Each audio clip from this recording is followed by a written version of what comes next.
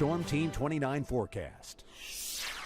Good Friday afternoon. There's the view from the Charlottesville camera, and it is certainly a hot, toasty afternoon. This is day 6 of the ongoing heat wave this week. Let's first of all take a look at the numbers. Currently 95 at the airport with a dew point of 66. It feels like it's in the upper 90s. The dew point values have dropped off a little bit this afternoon, but it's sort of like splitting hairs. At least we're not above 70, and so that's a little good news, but it's still plenty hot. 94 right now at the Valley Airport in Weir's Cave, and as we take a look at some other readings, we've got 95 in Orange, 89 in Palmyra, 96 there in Dillon. We've got some lower 90s across portions of Rockingham and Augusta counties. Visible satellite picture, you can see those brighter cloud tops, and those are individual showers or thunderstorms that have developed this afternoon, but you'll notice the coverage is not all that great. It's a different story farther north and west, so there's not a whole lot to speak of. There's a review over the last several hours, and yeah, isolated activity, and that'll be the case here as we go through the rest of this afternoon and early evening. So it should be a quiet overnight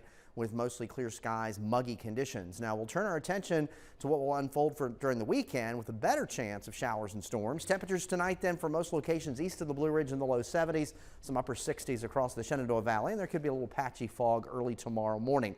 It still looks like many of us will approach or exceed into the low 90s early afternoon before the storms develop, and I would say anytime maybe after 1, 2 o'clock and beyond, storm chances will start to increase, taking us into tomorrow evening. Now with this very hot and humid air mass in place ahead of a slow moving front, some of the storms that do develop tomorrow afternoon and evening could certainly turn severe. Currently a marginal risk is highlighted across a good portion of the mid-Atlantic up into the northeast. The main threat will be damaging wind gusts in association with those storms that do develop, and of course many outdoor plans that during the weekend. Always remember, when you hear thunder, move indoors. When thunder roars, move indoors. So again, tomorrow still a hot day, afternoon and evening storms, and then as we head into Sunday, the front itself will be either overhead or slowly pushing through. So we should have a drop in the temperatures holding most locations in the 80s, perhaps an 8 to 10 degree drop in the temperatures from Saturday's highs, and becoming less humid as we head into early next week. So the main frontal boundary is back across the northeast into the Ohio Valley. Some big storms through Ohio up toward Pittsburgh and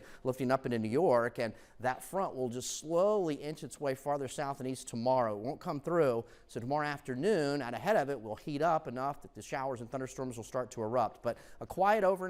Again, temperatures in the morning upper 60s to low 70s. Will heat up in many locations into the low 90s before these storms get going, and then obviously will be rain cooled after the storms move through. But we could have a couple rounds of storms from tomorrow afternoon, tomorrow evening, and then Sunday will likely begin with cloudy skies. The front itself is likely overhead, but it'll generate some more showers and thunderstorms as we head through the day. Temperatures here on Sunday will likely hold in the mid, perhaps even some lower 80s. So for tonight, mostly clear, warm and muggy, most locations in the low 70s.